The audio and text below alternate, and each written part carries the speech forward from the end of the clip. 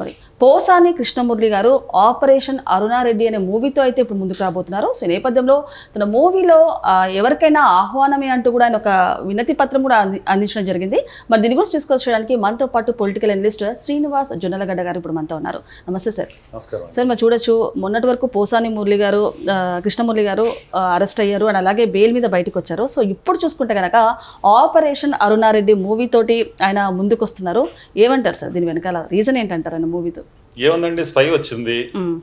Rajakesh Reddy liquor mafia నుంచి ఏదైతే వసూళ్లు వచ్చినాయో అందులో కొంత భాగం ఆయన కొన్ని సినిమా నిర్మాణంలో పెట్టాడు. అది ఇప్పుడు సిట్ దర్యాప్తులు తేలింది. మళ్ళీ మొదలైందని చెప్పేసి ఒక సినిమా అందులోనే భాగంగా ఇంకా అక్కడి నుంచి సినిమా రంగంలో ఇంకా కూడా కొంతమంది అడ్వాన్స్ తీసుకున్న వాళ్ళు ఉన్నారు. తర్వాత సినిమాలు చేద్దాం అనుకుని కూడా అనుకున్నారు. 2024లో ఎప్పుడైతే అధికారం కోల్పోయిందో అడ్వాన్స్ స్థాయిలోనే ఆగిపోయినాయి ఆ సినిమాలన్నీ. లేకపోతే ఈ పాటికి ఒక 60 సినిమాలు బయటకు వచ్చిండేవి.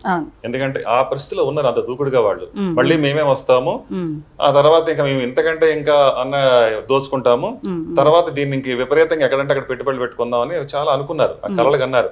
ఆ కళ్ళన్నీ కళ్ళు అయిపోయినాయి.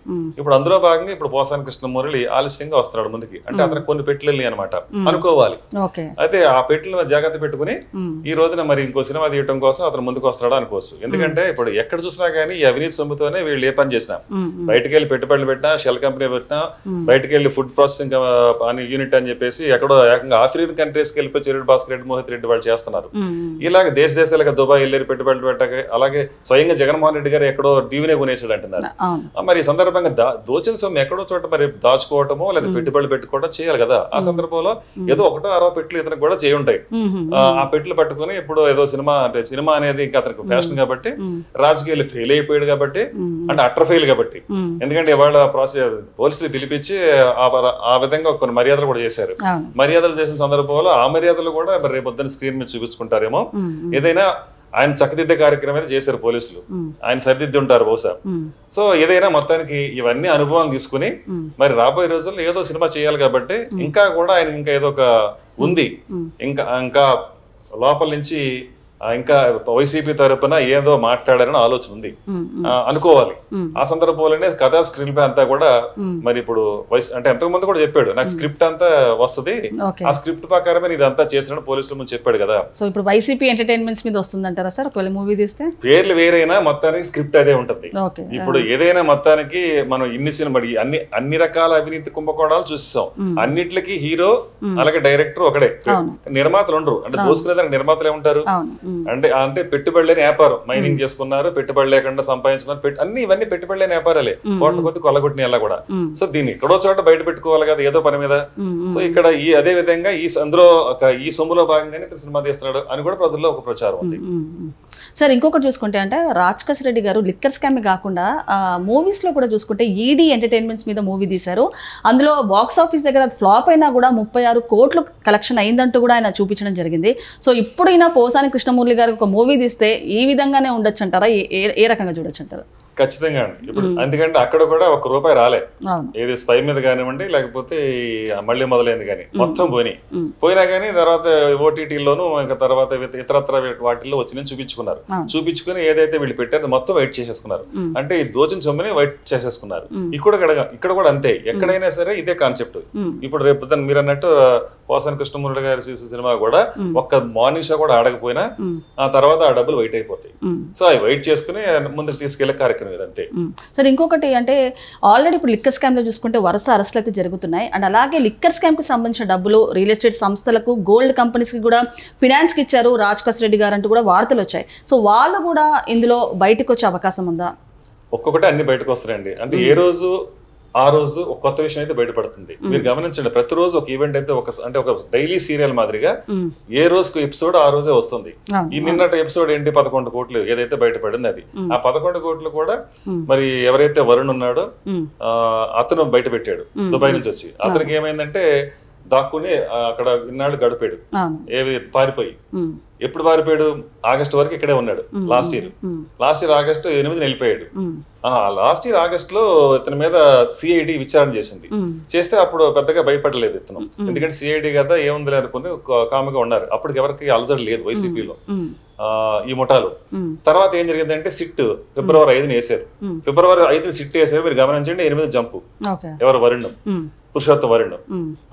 ఎవరు ఇచ్చారు డబ్బులు? టికెట్స్ తో సహా ఇతనే తీసి ఇచ్చినట్టుగా కనిపిస్తుంది. సిట్ అధికారులకు దర్యాప్తులు వెల్లడైంది. ఇతనంటే రాజకేశ్ రెడ్డి పంపించేశాడు. సో ఇవన్నీ ఒకరికొకరు లింకే. ఈ విధంగా లింక్ ఉండి కూడా మాకేం తెలియదని బొంకుతున్నారు. ఇది జరుగుతున్న వాస్తవం. సరే, ఇంకొకటి అంటే కాఫీ షాప్ లో 30,000 జీతానికి పనిచేసే వరుణ్ పురుషోత్తం అనే వ్యక్తి ఇప్పుడు చూసుకుంటే లిక్కర్ స్కామ్ లో కొన్ని కోట్ల రూపాయలు అయితే గడిస్తున్నారు. ఏ విధంగా సాధ్యం అంటారు సార్ ఇది? కోట్ల రూపాయలు వీళ్ళ చేతుల్లోకి అయితే వెళ్ళదండి, అంతిమ లబ్ధిదారుకి అయితే వెళ్ళి. వీళ్ళు ఇందులో పర్సంటేజ్లే. మీరు ఇంతకు ముందే మనం చూసాం సిట్ దర్యాప్తులో ఏం తెలియదంటే 90% అంతిమ లబ్ధిదారు, 10% ఇక మిగతా టీం అంటే అందులో మదన్ రెడ్డి గారు ఉంటారు, విజయసాయి రెడ్డి గారి నుంచి కింద ఎవరైతే రాజకేశ్ రెడ్డి వరకు కూడా ఎవరున్నా ఈ 10% లో అందరూ డిస్ట్రిబ్యూట్ చేసుకున్నారు. సో ఆ విధంగా చూసుకుంటే ఆ 10% లో డిస్ట్రిబ్యూట్ చేసుకున్న దానికే ఇన్ని సినిమాలు బయటకు వస్తున్నాయి. అంటే సినిమాలు అంటే సినిమా కథలని కాదు, ఏది స్వై కానివ్వండి, లేకపోతే మళ్ళీ మొదలైందని కానివ్వండి, బంగారం మీద పెట్టుబడులు కానివ్వండి, భూములు కూడా కొన్నాడు కదండి రాజకేశ్ రెడ్డి. ఇక్కడ భూములు కొన్నాడు, తర్వాత ప్లాట్లు కొన్నాడు. ఆ డబ్బులతోనే ఒక పెద్ద కార్పొరేట్ హాస్పిటల్ కూడా నిర్మాణం జరిగింది. ఇలా వందల కొద్ది కంపెనీలు పెట్టేసి షెల్ కంపెనీలు దాని మీద డబ్బులు డంప్ చేస్తానే వచ్చారు. మనీ రూటింగ్ జరుగుతూనే వచ్చింది. ఈ డబ్బు ఎంత ఉందంటే అసలు లబ్ధిదారికి వెళ్ళిన డబ్బు ఎంత ఉందని లెక్కలేదు. అంటే ఒక మాట చెప్పాలంటే షర్మిల గారు చెప్పినట్టు 1,00,000 కోట్ల అవినీతి జరిగింది అని ఆవిడ అంటున్నారు. ఖచ్చితంగా జరిగింది. సార్, ఇంకొకటి అంటే ఫోన్ ట్యాపింగ్ కేసులో కీలకంగా ఉన్న శ్రవణ్ కుమార్కి అయితే దుబాయ్లో ఒక అపార్ట్మెంట్ ఉండేది. ఆ అపార్ట్మెంట్కి చాణక్య కానివ్వండి, వరుణ్ కానీ వెళ్ళేవారు. కాకపోతే మేము ఒక తెలుగు వాళ్ళనే ఒక కాన్సెప్ట్తోనే మాట్లాడే వాళ్ళం కానీ లిక్కర్ స్కామ్కి సంబంధించి ఎలాంటి డిస్కషన్ చేయలేదు అని చెప్తున్నారు. ఏంటి సార్ అన్నిసార్లు వెళ్ళి రావడం అంటే కేవలం తెలుగు వాళ్ళ వల్లనే జస్ట్ డిస్కషన్ అదే అంటారా? ఇంకేం జరిగి ఉండదు అంటారా? ఒకే ఫ్లాట్ లో ఉంటూ 2 వేరు ఘటనలు చోటు చేసుకున్నాయి అక్కడ. ఒక పక్కనేమో ఫోన్ ట్యాపింగ్, మరో పక్కన ఏపీ ప్రభుత్వం తరఫున మద్యం మాఫియా సంబంధించిన అక్కడ సంప్రదింపులు అవన్నీ జరుగుతున్నాయి. ఇవన్నీ ఒకరికొకరు జరగకుండా తెలియకుండా ఇవన్నీ జరిగినాయి అంటే అసలు అది ఊహకందని విషయం. ఖచ్చితంగా షేరింగే ఉంది. ఇక్కడ షేరింగ్ ఉంది కాబట్టి అప్పట్లో కేసీఆర్ ప్రభుత్వం, ఇక్కడ జగన్మోహన్ రెడ్డి ప్రభుత్వం కలిసి స్నేహపూర్వకమైన వాతావరణం ఉంది కాబట్టి వాళ్ళిద్దరు కలిసి చేశారంటానికి ఎలాంటి సందేహం ఎవరికీ లేదు. రెండోది ఏంటంటే ఇంకా చెప్పాలంటే డెల్ అన్ని కూడా మాక్సిమం హైదరాబాద్ లోనే ఉన్నాయి. తెలంగాణలో ఒక్క డెన్ మాత్రమే అక్కడ తాడేపల్లి దగ్గర ఉంది. మిగతా డెల్ అన్ని కూడా ఇక్కడే ఉన్నాయి. అంటే 7 డెన్నెల నుంచి ఈ ఎలక్షన్స్ కి ముందు ఈ డెన్నెల నుంచి అక్కడ డబ్బు డంప్ అయిందని అప్పుడు అందరూ అనుకునే విషయమే. సో ఆ విధంగా ఇక్కడ అంత స్వేచ్ఛగా, కాబట్టి అంత స్వేచ్ఛగా ఇక్కడి నుంచి డబ్బు అక్కడికి వెళ్ళగలిగిందంటే ఇక్కడ ప్రభుత్వం సహకరించుకుంటే జరిగే పనా? ఖచ్చితంగా ఇక్కడ ప్రభుత్వం కూడా సహకరించింది కాబట్టి ఇక్కడ యథేచ్ఛగా ఇక్కడి నుంచి 100 కోట్లు అక్కడికి చేరవేయడం జరిగింది ఏపీకి. సో అందువల్ల తెలంగాణ ప్రభుత్వానికి, అలాగే ఆ రోజున తెలంగాణ ప్రభుత్వం మీన్స్ కేసీఆర్ తెలంగాణ ముఖ్యమంత్రిగా ఉన్నప్పుడు, అలాగే జగన్మోహన్ రెడ్డి అక్కడ ఆంధ్రప్రదేశ్ ముఖ్యమంత్రిగా ఉన్నప్పుడు చాలా ఇద్దరి మధ్యన ఒక స్నేహపూర్వక వాతావరణంలోనే ఈ అవినీతి అంతా జరిగిందనేది తేటతెల్లం. సో సార్, ఫైనల్ గా పోసాని కృష్ణమురళి గారు పవన్ కళ్యాణ్ గారిని కానివ్వండి, లోకేష్ గారిని కానివ్వండి చాలా తీవ్రమైన ఆరోపణలు చేశారు, కొన్ని వ్యాఖ్యలు చేశారు, అలాగే మార్ఫింగ్ వీడియోలు కూడా పెట్టారు. సో ఈ నేపథ్యంలోనే అరెస్ట్ అయ్యారు, ఇప్పుడు బయటకు వచ్చారు. ఇప్పుడు ఒకవేళ మూవీ తీస్తే గనక ఏ విధంగా ఉండబోతుంది, అసలు ఎలాంటి మార్పులు చేర్పులు రాబోతున్నాయి అంటారు? మెంటల్ కృష్ణ అండి ఆయన చేసిన సినిమా ఒకటి. సో రాబోయే సినిమా కూడా అంతే ఉంటుంది, అంతకంటే ఏముండదు. Okay sir, thank you.